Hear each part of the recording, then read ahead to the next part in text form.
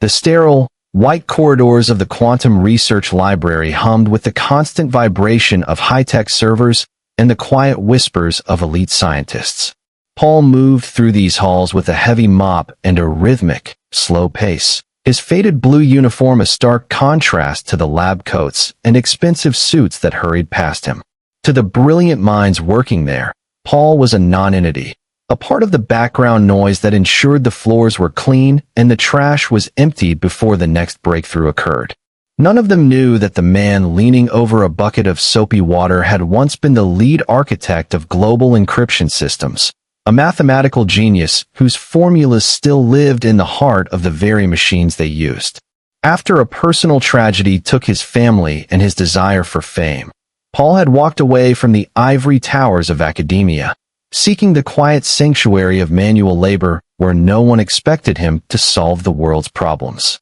He found a strange comfort in the simplicity of his task, watching the arrogance of the young researchers from a distance, knowing that the most complex equations often had the simplest solutions that their pride wouldn't allow them to see.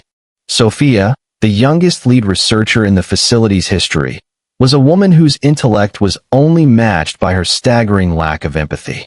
She viewed the library as her personal kingdom and the staff as mere extensions of the machinery she commanded.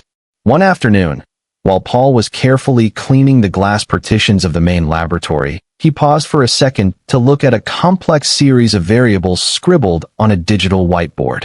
Sophia, noticing his gaze, felt a surge of elitist annoyance. She walked over, her heels clicking sharply on the polished floor.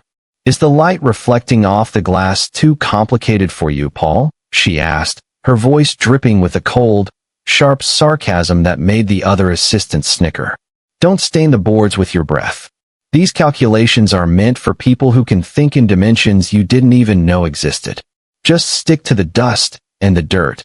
That is the only world you are qualified to manage." Paul didn't flinch. He simply lowered his eyes and continued his work, his silence a shield against her cruelty, even though his mind had already spotted a fatal error in the third line of her prized equation. The weeks followed with Sophia becoming increasingly frustrated as her project hit a massive technical wall that threatened to erase months of sensitive government data. The pressure from the board was immense, and her usual brilliance seemed to fail her under the weight of the looming disaster. She took her stress out on Paul, often making him reclean areas that were already spotless or mocking his age and slow movements in front of the visiting dignitaries. One late evening, as the system began to overheat and the security protocols triggered a countdown to a total data wipeout, Sophia stood paralyzed before the main console. She had tried every bypass and every code, but the encryption was locked in a self-destruct loop she couldn't break. In her desperation, she turned around to find Paul standing by the door, his mop leaning against the wall. "You look at these screens like you know something," she snapped, her voice trembling with a mixture of fear and lingering arrogance. "If you're so much more than a janitor, why don't you save us? If you can stop this countdown, I'll step down and let you run this whole facility." Paul didn't answer with words. He simply walked toward the main terminal, his presence suddenly shifting from a submissive cleaner to a man of absolute authority. The researchers tried to stop him, but there was something in his eyes, a flash of the old genius, that made them hesitate. He didn't use the keyboard at first. He touched the side of the server, feeling the heat and the rhythm of the cooling fans, diagnosing the digital illness through physical intuition. Then, his fingers began to fly across the keys with a speed and precision that left Sophia breathless. He wasn't just typing. He was speaking to the system in a forgotten language of pure logic. He bypassed the corrupted layers by navigating through a backdoor he had designed 20 years ago, a secret path that no one in the modern era even knew existed. The countdown, which had reached a terrifying 10 seconds, suddenly froze. The red warning lights turned to a calm, steady green, and the servers began to purr with a healthy, synchronized hum. The data was saved, and the silence that followed in the room was heavier than the panic that had preceded it. Sophia stood motionless, her face pale as she stared at the screen, and then at the man in the blue uniform who had just performed a technical miracle. The technical jargon on the screen was a level of mathematics she had only read about in legendary papers from decades ago.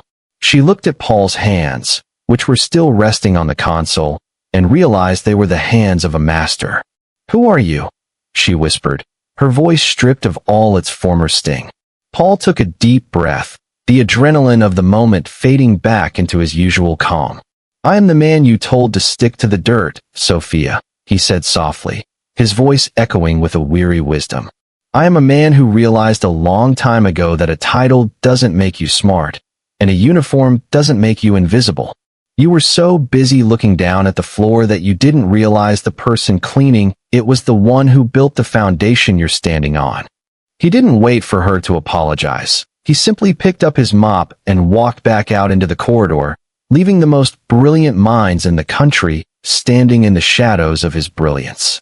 The aftermath of the janitor's miracle spread through the facility like wildfire, but Paul refused to answer any questions or accept any rewards.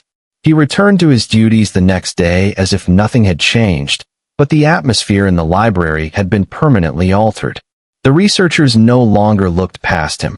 They looked at him with a mixture of awe and deep-seated shame. Sophia, however, was the most changed of all. She didn't come to work with her usual air of superiority. She spent hours sitting in her office, replaying the moment Paul had saved her career and her life's work. She realized that her arrogance had made her blind to the most important resource in the building, human experience. She felt a profound need to make amends, not just because she owed him her job, but because she had finally realized how hollow her own success felt when built on the humiliation of others. She decided to fulfill her promise, but in a way that would actually honor the man she had tried to crush.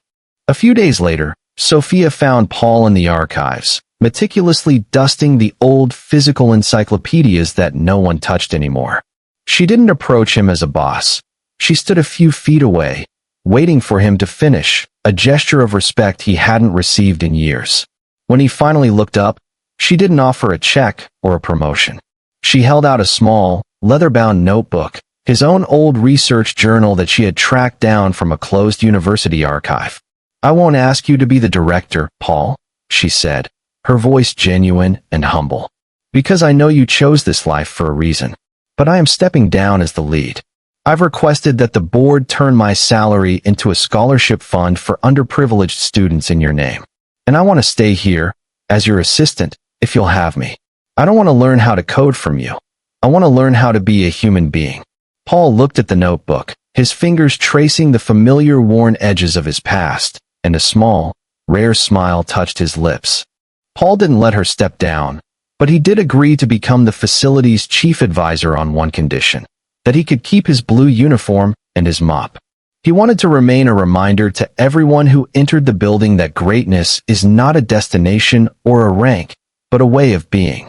Sophia became his most loyal advocate, transforming the culture of the research center from a den of egos into a community of mutual respect.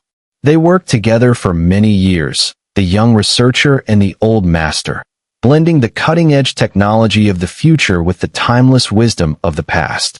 The library became famous not just for its quantum breakthroughs, but for its unique philosophy, that every person, from the highest-paid scientist to the newest cleaner, carried a piece of the puzzle that was essential to the whole.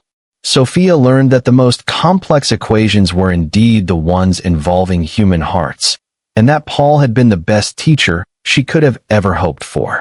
As time passed, the story of the Guardian of the Keys became a part of the institution's lore.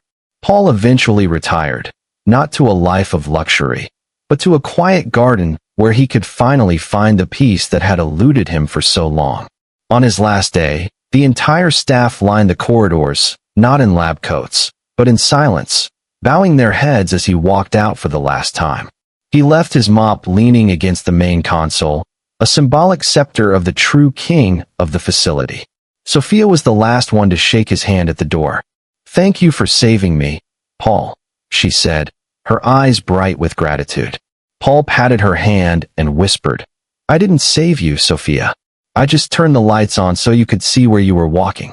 He walked out into the sunlight, a simple man with an extraordinary soul, leaving behind a legacy that was written not in digital code, but in the transformed lives of everyone he had touched. The final scene of the story shows Sophia, now an older and much wiser woman, walking through the same corridors years later. She stops to talk to a young new janitor who is struggling with a broken bucket. She doesn't walk past him with a cold look. She stops, helps him fix the handle, and asks him about his dreams. In the background, a large portrait of Paul hangs in the main hall, showing him not in a tuxedo or a graduation gown, but in his blue janitor's uniform, holding his mop like a staff of office. The inscription underneath read, "Wisdom is not found in the height of the tower, but in the strength of the foundation." The library continued to thrive, a beacon of light in the world of science, but its true power remained in the lesson Paul had taught them all, that every soul has a symphony within it, and it only takes a moment of humility to hear the music. The silent hero had completed his final mission, ensuring that in this temple of knowledge, no human being would ever be invisible again.